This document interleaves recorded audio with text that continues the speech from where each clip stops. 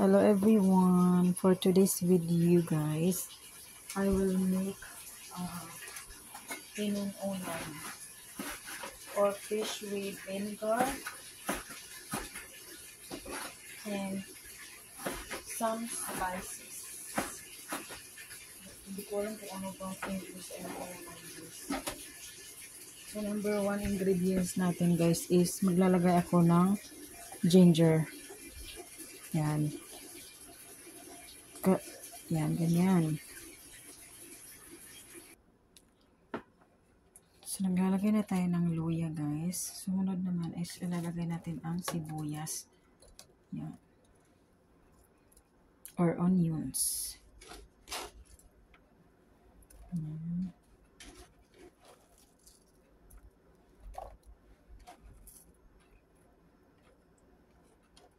Tinawag namin yun sa amin, guys, inununan. At saka garlic.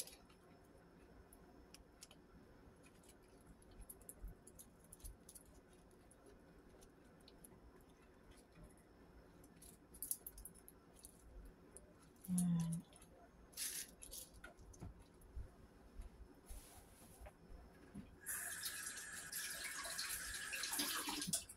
Tsaka pag mayroon kayong, pwede din sana kung may sili. May sili guys na mahahaba. Asin, salt. Saka maraming asin guys. Tapos, maglalagay ako ng nasa na yung peppercorn ko.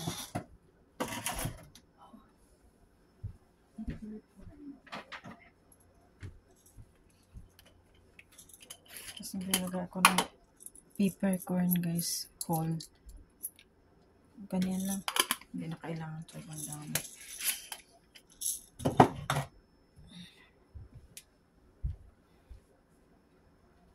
Tapos, lalagay din ako ng black pepper.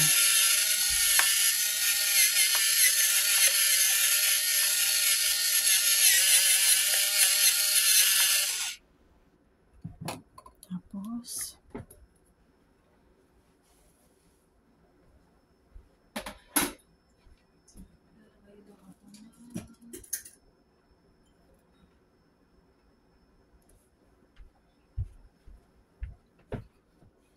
konting asukal guys.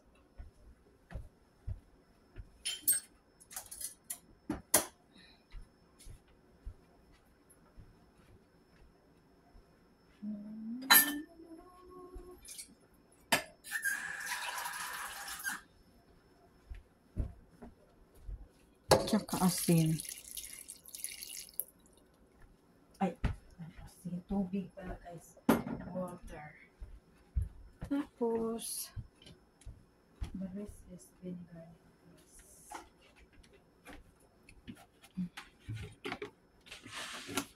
Meron ba akong vinegar doon? Kahit anong klaseng ano guys. Yan.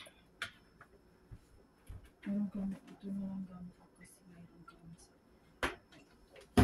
Tsaka.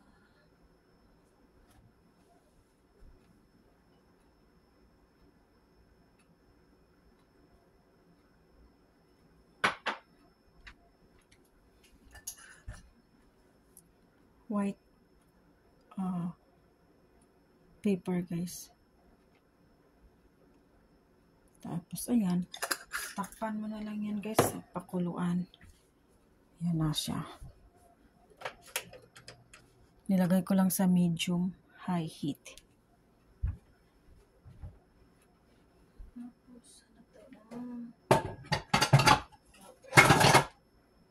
yan ba yung cover nito? Isok na natin. Ito yung cover niya. Hindi man tama.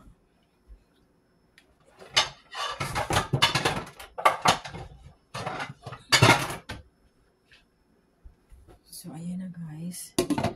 Ano yung takip? So, yan, pakuluan na natin yan guys. Hanggang maluto. Ayan. Kung meron sayong sili na mahaba guys, pwede din. Try kong maghanap sa garden ko guys kung meron ba ako. So ayan na siya guys. Kumulo na siya.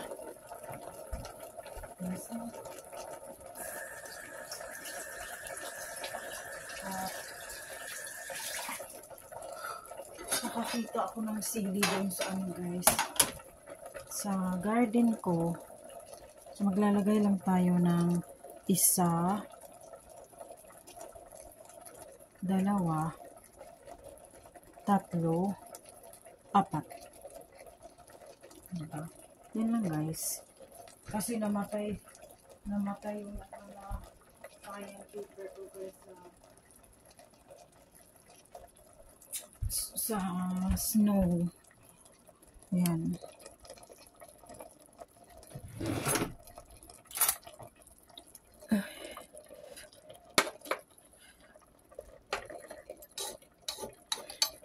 Bira lang tayo ano.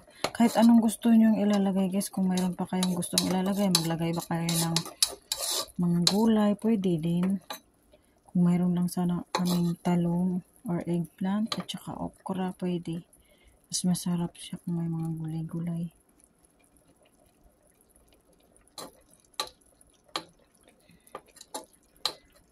Yan, ganyan lang siya guys.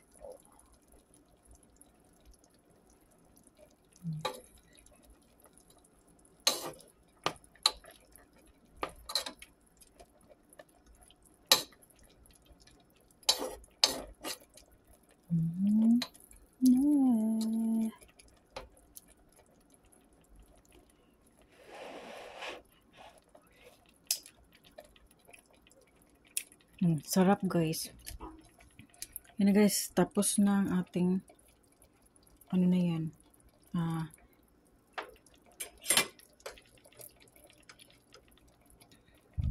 Tapos na yan guys. So, ayan.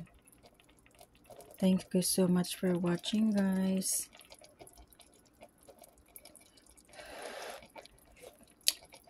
We call this inon-onan in Philippines guys.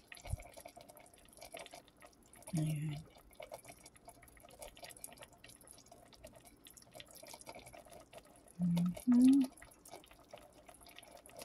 Take care everyone. Thank you for watching. Bye-bye.